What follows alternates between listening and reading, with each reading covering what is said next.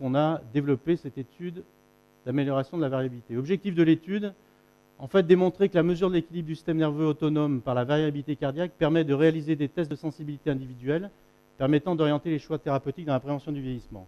Si vous voulez, il y a une notion sur laquelle j'aime beaucoup travailler, c'est l'individualité du patient.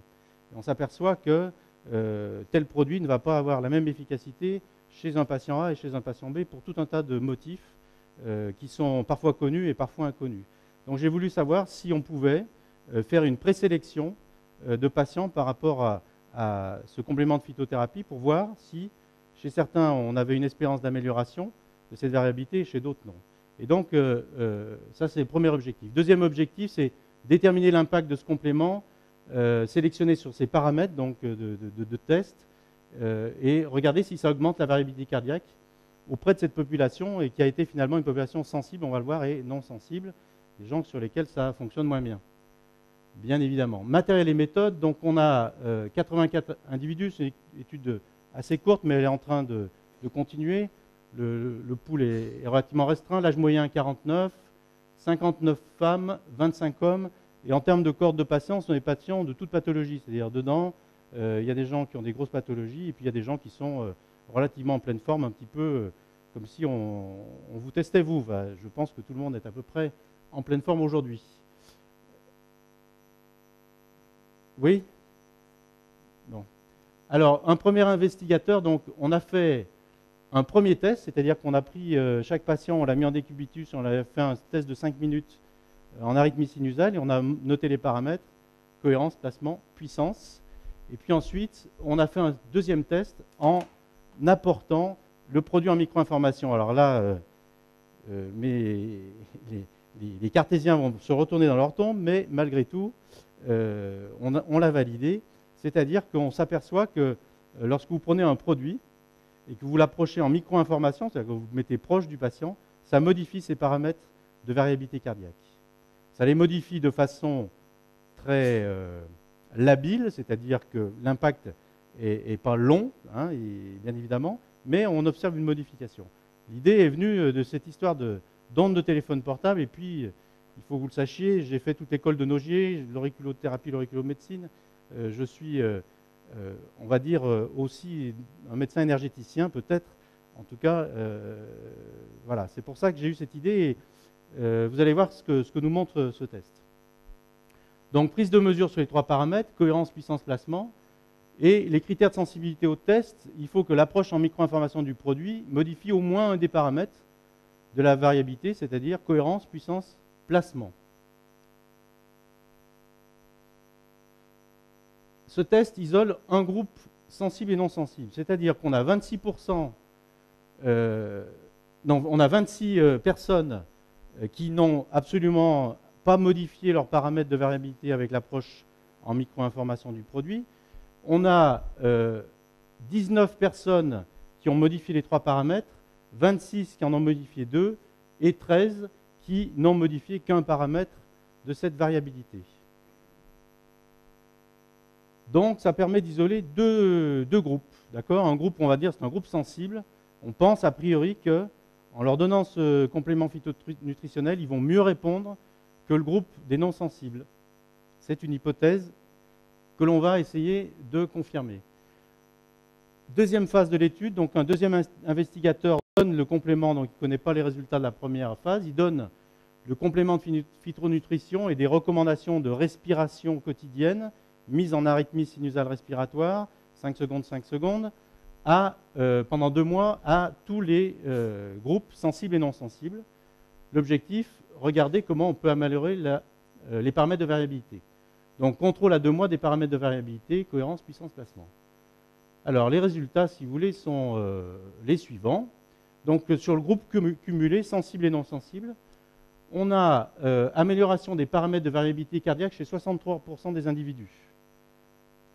On a plus 13% d'amélioration de la cohérence. Donc, si mes critères de 3% égale 1 an sont justes, on peut les temporiser un petit peu très certainement, mais ça nous donne au moins 3 années d'espérance de vie en plus.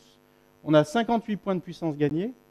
Donc c'est ce que je vous expliquais. Quelqu'un qui est dans une dépression neurovégétative à 12, 20, de puissance, si on peut lui faire gagner 50 points de puissance, je peux vous dire qu'au niveau de sa vitalité, ça change beaucoup de choses.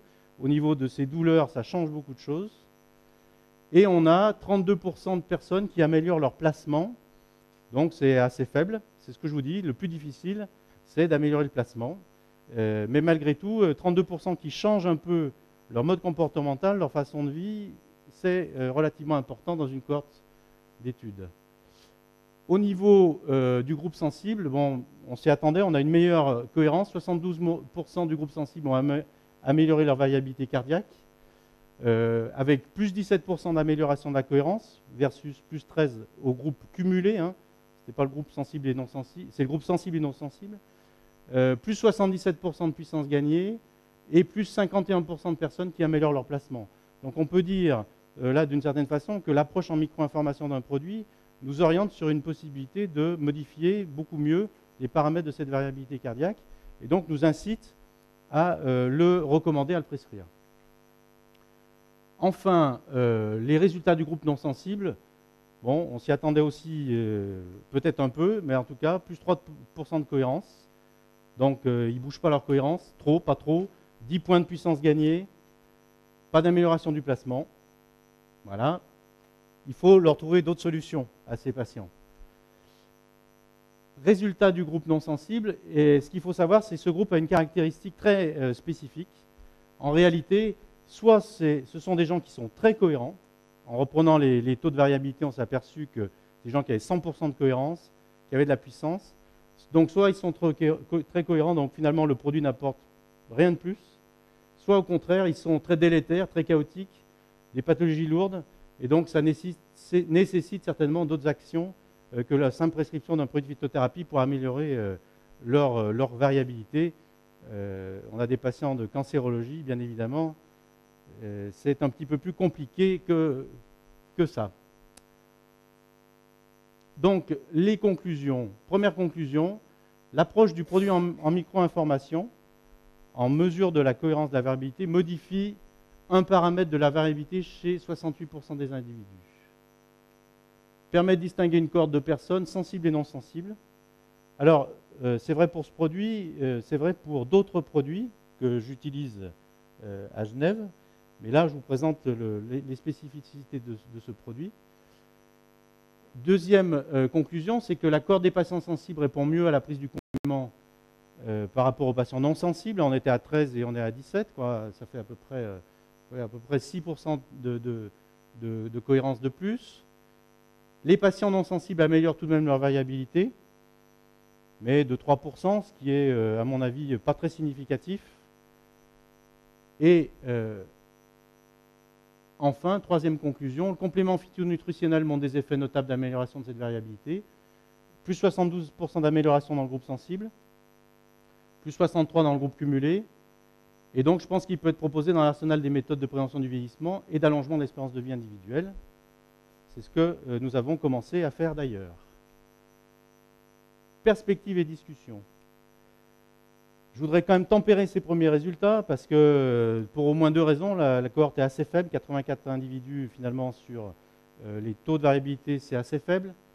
Mais enfin, malgré tout, je pense que ça commence à être significatif.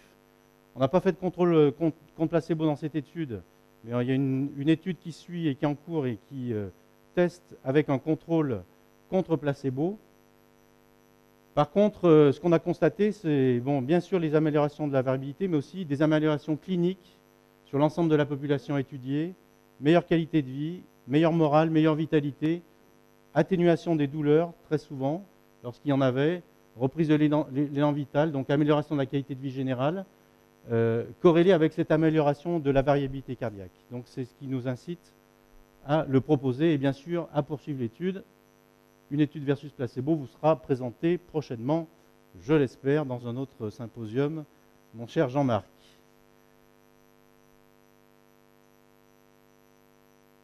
Voilà, je vous remercie pour votre attention. Mon adresse mail, mon blog, et je suis à l'écoute de vos questions.